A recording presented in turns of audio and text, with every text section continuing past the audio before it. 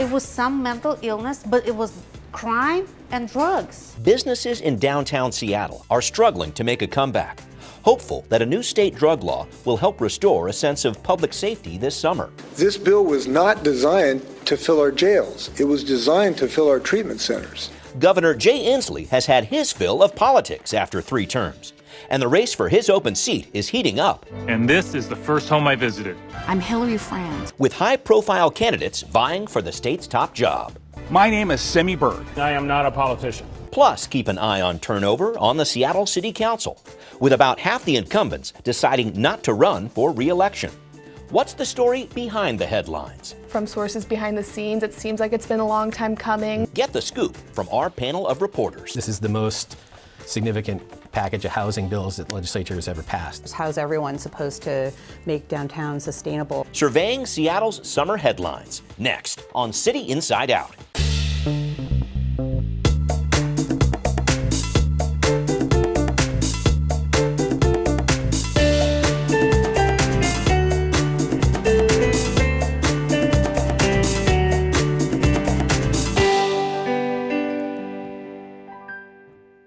Welcome to this edition of City Inside Out. I'm your host, Brian Callanan. Get ready for a busy summer in state and local politics with some new candidates, new leaders in our regional homelessness efforts, and new issues heating up in the months ahead. City leaders in Seattle and across the state are also reacting to a new state law on drug possession that came from a brief but impactful special session in Olympia. And amidst that activity at the Capitol, the race for governor means the state's top job and possibly some other statewide positions are up for grabs. Add in a King County levy in August and dozens of candidates vying for Seattle City Council. And there's plenty of political action guaranteed to raise the temperature this summer. The pastries are going back in the oven. And Piroshky is back in business on 3rd Avenue in downtown Seattle, ready for a rebound after shutting down for 10 months last year. Downtown was really in dire shape. Owner Olga Sagan closed her shop from February through December, following a series of 3 shootings in a week. Added police presence has improved, but not eliminated street disorder on 3rd Ave, and Sagan says business is still down 70%. As she waits to see if the city's efforts to revitalize downtown pay off. It will take all of us. It will not just tourists, not just business owners. It will take the whole community to really start building this back up and make it beautiful. And the effort to reduce criminal drug activity in Seattle and other cities has taken a new turn. You may now open the doors. The state legislature closed its regular session in April without fixing Washington's soon-to-expire drug possession law, prompting cities like Seattle to propose their own statutes on the use of drugs in public. Public consumption of drugs is not acceptable. But in a brief special session in May, the legislature came up with a bipartisan agreement to make drug possession a gross misdemeanor and also criminalize the public use of drugs, while also investing $44 million into drug addiction services and pretrial diversion programs, a combination Governor Jay Inslee supports. To use the criminal justice system just as a conduit to treatment rather than a conduit to jails. This bill was not designed to fill our jails. It was designed to fill our treatment centers. But Inslee, after announcing he won't run for a 4th term this fall, has set off a series of new political battles.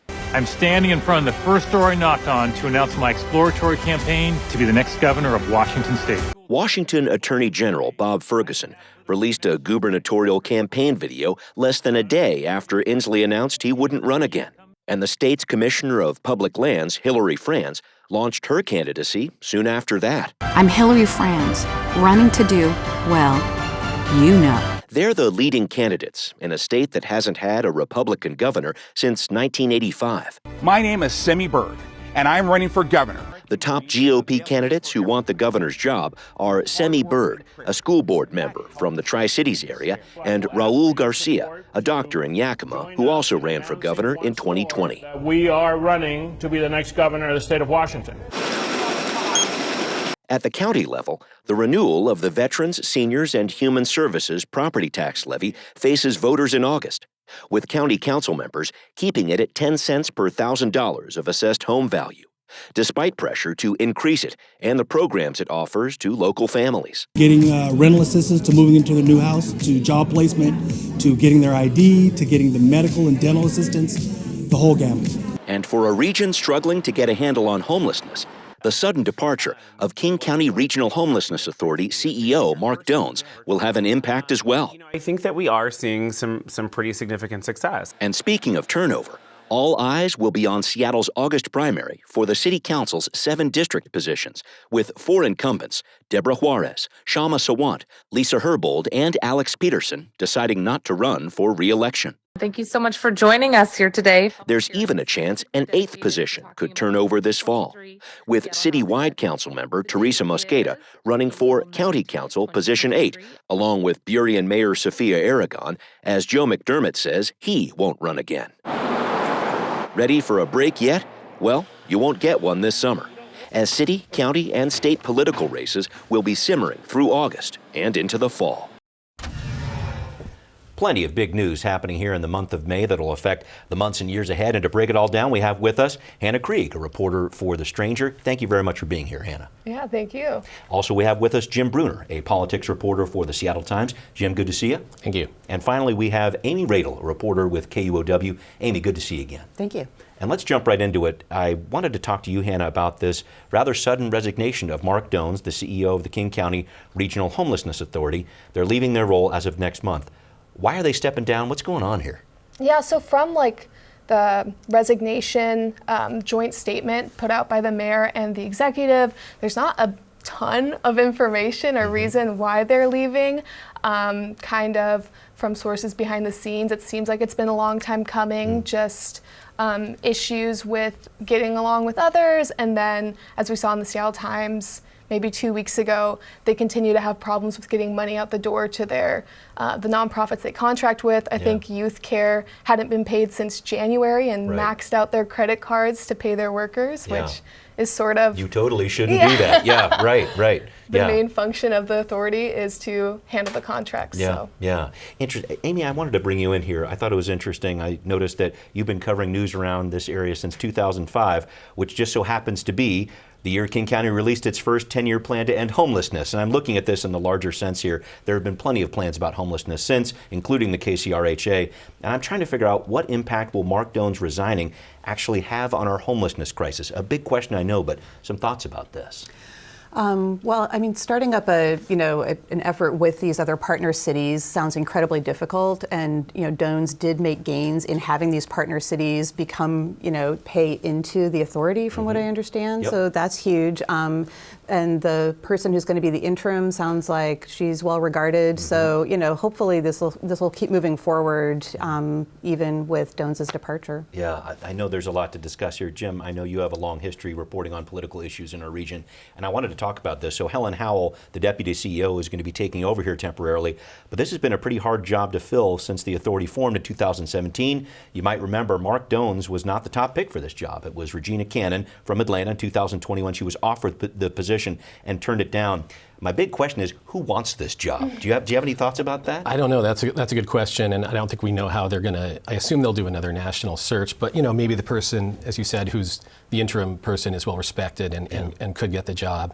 I think it's all about level of comfort with the local elected officials and whether there's trust there. Obviously, as Seattle Times has reported, there's been issues with getting money out the door. This is not an easy job. That's obvious, and the homelessness crisis didn't arise overnight, so you can't expect that it's going to be solved overnight. A lot of money is going out the door. I think a lot of people do want to see, is it being spent efficiently? Right. And are the providers providing, sort of value and getting help to people who need it? Yeah, and maybe a final thought on this, Hannah. I think that's a big piece of it is there was this idea that the RHA is going to renew some contracts coming up here, potentially in June, is what Dones was said recently. But now maybe that's get pushed out.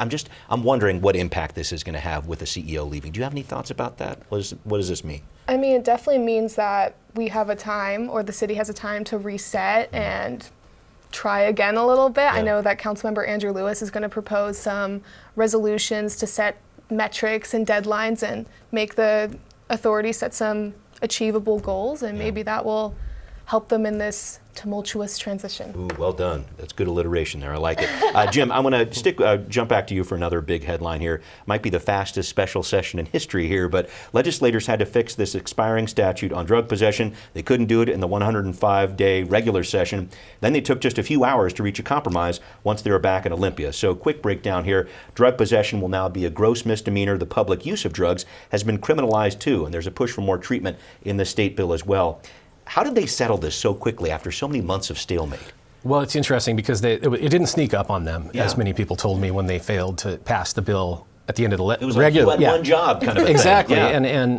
And it was what was striking to me, and I've covered a lot of legislative sessions, is that you never bring up something on the floor of the House or the Senate if it doesn't have the votes. And so it was pretty extraordinary to see the original compromise, the conference bill, get voted down, and to see the House Speaker, Lori Jenkins, hold the roll call open extra, as though she thought people might switch back and forth, which they do sometimes. And sometimes, you know, there are people who will say, well, I don't really want to vote for this, but if I'm the last one over the line, I'll vote for it. But it didn't pass. So I think they'd done a lot of work already, and they had some kind of bipartisan cooperation on it with Democrats and Republicans voting for various versions of it in the Senate, for example. But it also created these tensions with people, Seattle Democrats, the more progressives, saying that, look, we don't want to go back to the old war on drugs. Right. And then on the Republican side, you had some saying, you know, basically we want to go back to the war on drugs, or, you know, we want to have serious consequences. And you had a bunch of, at the end of the regular session, you had a bunch of cities and the police type associations shouting down the compromise. And so they just needed to huddle in a little more time. And that was a really quick special session. Yeah. They had it all worked out. Yeah, and working in that public use of drugs piece, I know was a part of this too. Amy, I wanted to follow up on this because you've reported on this deep divide in our state when it comes to the use of jail time and drug cases here. Governor Inslee said right after the special session, this is a law that's intended to put more people into treatment, not behind bars. The state's investing $44 million in this measure to try to have some more addiction services. But how do you see this law really playing out when it comes to cases that happen in Seattle, let's say, versus parts of the state that might not have as many treatment options built up? What do you think? Yeah, the funding, and I think they boosted it even a little more by the time it passed. Thank you. It was like 60-something million, maybe. The funding is really popular. You know, we hope we're going to fill some of the gaps, especially in underserved parts of the state, to have more treatment options. And you know, even people on the law enforcement side are really saying, we want to have the prospect of jail because addiction is so hard to break out of, and we think that will make people more receptive to thinking about treatment. But I think the people who have been more on the harm reduction side are really dismayed about this legislation because it kind of restores some of the clout of cities to regulate the kinds of harm reduction work, giving people sterile drug use supplies and needle exchanges, things of this things nature. Like that. And so they feel like this is going to be actually a huge setback. And then I think too about having these different facilities in different places. Citing these facilities, that's a big deal too. I wonder about that piece. I imagine that'll be a challenge too. And that's what the cities really, I think, wanted control over, is we don't want to be preempted and have things pop up in our communities without our consent. And so they kind of reasserted themselves, I think, in this final version. And so it kind of affirmed the rights that it's legal to do the drug testing so that you can know what's in the drug supply. At the same time, they said cities can block these things. So it'll be really interesting to see if these efforts can proceed. I'm with you on that. Hannah, I want to ask kind of about what the state passed, but also the fact that the city of Seattle is working on its own public drug use law. Council members Nelson and Peterson have promoted this at the end of last month with support from City Attorney Ann Davison. Two things. Do you expect the rest of the city council to get on board with this idea? And secondly, do you expect to see Seattle police start to crack down on public drug use? It just doesn't seem to have been an enforcement priority over the past several years. Yeah, I mean, I think that there's no chance that it's going to pass from the rest of the council. It doesn't seem like there's an appetite. But I mean, I guess like the bill has changed since the Blake decision, so there might be a better chance now that the bill basically just would move who's handling those possessions. So it would move it from the county prosecutor to giving the city the authority to do that. So in its original state, I would say no, it's not going to pass. In a let's just shuffle things around, it might be not as egregious. I guess too, and I talked to Councilmember Nelson recently about this. The idea is, and I think the state has this kind of ethic too, this idea is, okay, we need that law enforcement interaction to potentially get people into treatment. There's the conduit to treatment. I've heard that phrase too. Do you believe in that part of it? I mean, maybe that's a way that the council might support this. I'm not saying they will, but maybe that's the argument that's getting used there. The argument that cops will bring people to treatment? Yeah, potentially, yeah. We'll have to see. Yeah. No, I'm with you on that. The proof is in the pudding on that one. Amy, let me jump back to you, and I'll shift gears ever so slightly if I could. Cracking down on drug dealing is just one part of what the city's working on this summer when it comes to activating downtown. They're trying to fill up empty storefronts, plus you got Amazon workers coming back for in-person work at least 3 days a week. South Lake Union area there, Warehouser talking about it at Pioneer Square. Do you think we're going to see those downtown vacancy rates start to change? Are we going to see downtown come back to life? What's your vibe on that? I mean, I've been just reading more national business reporting where they use this phrase doom loop, and that their concern was that the 3 days a week might happen, but that might be, it's not maybe not going to exceed that. Like the maximum will be 3 days a week, and that's the new normal. And so sometimes you're out and about, and it is one of those days where there's more people around, and the neighborhood seems pretty vibrant, And then other times, if you're kind of off kilter, Monday to Friday or something, Mondays and Fridays, then it gets gloomy again. So how are the realtors, how's everyone supposed to make downtown sustainable on this kind of reduced amount of activity? Yeah, I eat doom loops for breakfast, by the way. They stay crispy in milk, so that's important. But Jim, I wanted to maybe, if I could, shift away from that and talk about maybe some of the other headlines coming out of the session in Olympia, because you've been covering a lot down there. Beyond Blake, you've got the ban on assault weapons, you've got a push to allow duplexes at the very least in all cities in Washington, a change for police car chases. I know there's a lot here. Was there one decision that stood out to you that really said that this could have a very, very big impact going forward? Well, I think the housing bills that they passed, creating more opportunities to build duplexes in a lot of cities where they're sort of banned right now, cutting back on the single-family exclusive zoning, that's a huge deal. And you pair it with a bunch of money that they put toward housing. They've been putting hundreds of millions toward housing frequently, but the legislature didn't go for Jay Inslee's big ask of the $4 billion bond, but they did devote a lot of money. I think that if that makes its way through the system, that helps on the sort of subsidized end of housing, because the market, even if you open up zoning, people say that's not going to create the type of housing for those who are really, really desperate for it. So you need both of those. And I think all of that the legislature passed, and it was Lieutenant Governor Denny Heck, who's been around for a long time, said this is the most significant package of housing bills that the legislature has ever passed that he remembers. And it seemed like cities, like the Association of Washington Cities, which were really pushing back last year, they got on board here, it seemed like. And did you recognize that? It seemed like cities were basically on board with this idea. Yeah, I think they still want to retain some regulation and things like that. It depends on the city, but yeah. And the size of the city, that's and important. the realtors are on board because it, upzoning more houses, increases, and they didn't really have to pay a lot to get it. It's a big deal. Yeah, fair enough. Hannah, I'm going to switch gears one more time here, and I'm going to try to talk about city council races that we have in progress. There's a ton of them out there. All 7 district seats up for election. 4 incumbents say they're not running again. Plus, you've got citywide council member Teresa Mosqueda running for county council. So definitely 4, possibly 5 of the council's 9 seats turning over by next year. I know I just said a lot there, but what are you focusing on here? There's a lot of races to cover. Anything jumping out at you?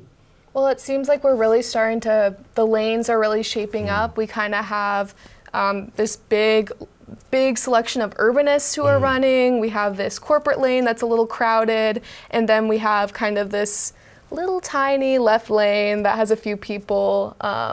So we'll see kind of where the money goes and where the appetite is for those lanes. And I thought you reported earlier on this too, and correct me if I'm wrong, but just finding out who that labor candidate is, because Teresa Mosqueda has definitely been that on the council for many years, finding out who that person is and how they're trying to court this different labor vote. I think that's an important part of this too. What's been going on with that? Well, I know from labor leaders I've talked to that this isn't exactly the selection of labor candidates we've had in the past. I know that District 1, Marin Costa, has been pretty interesting. She just got endorsed by MLK Labor. She's like a ex-Amazon employee, and she got fired for organizing workers. So she's one to watch for labor. But we'll see. D1 down in West Seattle and beyond. Thank you for that piece there. Amy, I wanted to make sure I touched on this with you if I could.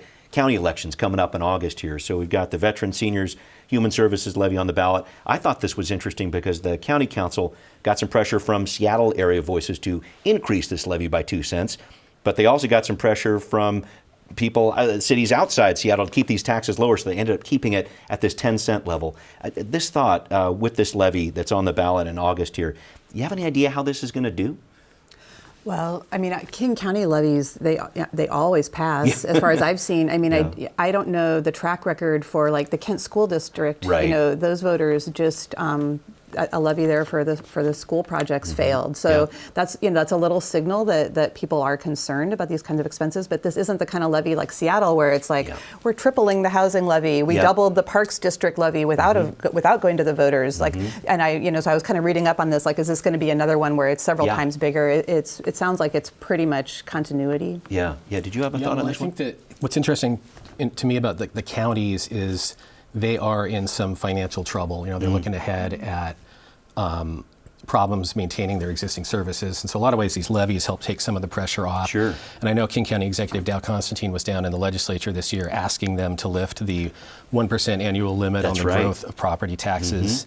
Couldn't get it through. Looked like there might have been a chance, but he's been saying that absent that, which was a limit that was put in by a Tim Eyman initiative years ago, and then voters approved it. It was thrown out, like a lot of Tim Eyman initiatives. But then, don't say his name 3 times, or he shows up. There was a different political climate at the time. The legislature rushed back into session and put it into law anyway. So the counties have been, struggling from their perspective under it. And I wonder about this levy too, because if you keep it at the same level, I mean, inflation being what it is, I don't think they're going to be able to provide the same amount of services either. Yeah, it can tick up slightly each year. Yeah, right. Okay. But this is not, this is a fairly modest. I mean, it does some housing for veterans. It's going to do some green infrastructure for the senior centers. Right. It's it isn't as much. I mean, obviously, veterans housing is the most vital, component of it. But I wouldn't expect it to be controversial in King County. A lot of services there too that are important. Jim, I have been remiss in talking about one of the biggest races we got in the state here for governor. Jay Inslee's not running again. It appears State Attorney General Bob Ferguson has an early edge, at least in fundraising. Hillary Francis is in the mix too, our Public Lands Commissioner. Some thoughts about the race for governor? Yeah, it's like a great blockade has been lifted, and all the ambition can flow through down the river now. Right. Bob Ferguson wanted to run 4 years ago. So did Hillary France. So did Dow Constantine, and now at least France and Bob Ferguson are running. Although Ferguson has termed his campaign so far an exploratory committee, which is kind of really doesn't exist. You know, he's running. Obviously, everybody knows it. Yeah, he is really trying to establish himself as the juggernaut in this race. He had a whole bunch of money stashed up in his Attorney General campaign and also in surplus funds that he was able to amass over the years. And the Public Disclosure Commission recently took a look at those and said, we changed sort of the understanding or the rules, saying you have to count these toward contribution limits. So the people you hit up before, you can't just then hit up again. Ferguson transferred over $1.2 million from the fund before they made that ruling, so he's still sitting pretty. Yeah, that's a lot of. And I want to make sure Semi Bird, school board member from Richland, Raul Garcia, doctor from Yakima, who also ran for governor in 2020. They're the GOP candidates. We haven't had a Republican governor since Spellman in 1985. I mean, that's a long shot for those candidates. It's a very long shot. Semi Bird has been raising some money, not very much. He's also weirdly, facing a recall against him in his own, home district. He and some other conservative school board members were violating the mask mandate and saying we don't have to obey it. I see. So I don't know how that'll turn out, but it just seems like a long shot. The state Republican Party keeps running candidates from Pasco and Eastern Washington. Nothing against Eastern Washington. No. But they have not been successful. I assume they're trying to recruit some other folks. Yeah, Lauren Cope was a very interesting one last time around, and maybe that's not the right adjective. Well, we need to wrap up the show here. Hannah, I wanted to talk about this, maybe a headline we haven't talked about, a story you're looking forward to covering in the next couple months. Yeah, I mean, we've been expecting the city to get back to us on that Progressive Revenue Stabilization Task Force. Right. I'm excited to see the results, as every candidate ever has been saying, I'm going to wait until the city tells me what we like for progressive taxes. Okay. So it'll be exciting to see what they come up with. Anything yet? That group is meeting, right? From what I understand? Yeah, okay, all right. Still in meetings. Okay, all right. Thank you for that. Yeah. Maybe I can ask you the same question. Amy, a headline we haven't talked about, something you're covering over this summer. Yeah, we didn't talk about the police pursuits law that passed, and it kind of broadened the criteria for when police can initiate a vehicle pursuit. So I want to track how that plays out. And then in Seattle, there was kind of a wrinkle where the chief said that their officers aren't really aren't up on their training to meet the criteria to initiate a pursuit. So kind of wait to see what happens here specifically too. Yeah. With that, let's talk about what happened at the state level there. They're really trying to not ban them all, but really reduce them quite a bit. And it looked like there was a little bit of a slide back towards something else this year. Major restrictions placed in 2021, and then especially people in law enforcement said people are ramming our vehicles and taking off, and they're not stopping for us. And we've had some and so then there's been debates about accidents and dangers with the policy. So they have broadened it slightly to include a few more types of crimes, and lowered the bar slightly for when they can initiate a pursuit. So we need to track if more pursuits do result from this change. Yeah, we will see. I hope that Amy didn't steal your idea, Jim. Is there another thing you're working on? That was a super interesting thing that passed, though, and it created this kind of weird bipartisanship too, where it left people on the far right and the left totally dissatisfied with the compromise. Right. Yeah. But I mean, we touched on it a little bit earlier, but I know the 2023 elections are on us, but I'm thinking a lot about 2024 and watching really whether Bob Ferguson is able to just run the table on the Democratic side. He has such a big fundraising advantage. His office, by virtue of the powers that he has, is able to generate a lot of, I guess you would say, generally positive headlines. He's getting settlements with corporate wrongdoers, et cetera. But now I think he steps into the governor's race, there's a chance to scrutinize him more. And we've written a story, and some others have, about there have been some problems in his office. There was a lawsuit against DSHS that basically a judge ruled that the attorneys for the state and for DSHS withheld discovery evidence from the other side. It's something that's happened before, and they got slammed with a $200,000 fine. Right. The judge is now going to rule pretty soon, I don't know what day, on whether they also, or how much in additional legal fees they have to pay. Wow. And so I think I'm going to be watching that kind of action and taking a deeper look at Bob Ferguson and Hillary France as we go forward. The stories behind the story. Thank you all for joining me here, and we will be right back. What are people saying on social media about the summer's top headlines? One person writes, King County's homelessness situation is nowhere close to resolved, and CEO Mark Dones is walking away? And another says, Washington now has a drug possession law after special session. Good to see efforts being made to address drug abuse without resorting to legalization. We'd like to know what you think. Send us an email at contact@seattlechannel.org or find us on Facebook, Twitter, and Instagram. Well, we've come to the end of another season of City Inside Out. Our award-winning production team is taking a quick break, and we'll be back with our election coverage in the fall. We want to give a special shout-out to retiring station engineer Daryl Peck, who got us through the pandemic with all those Zoom interviews and so much more. Thanks, Daryl. Thanks for watching, everyone. Have a great summer.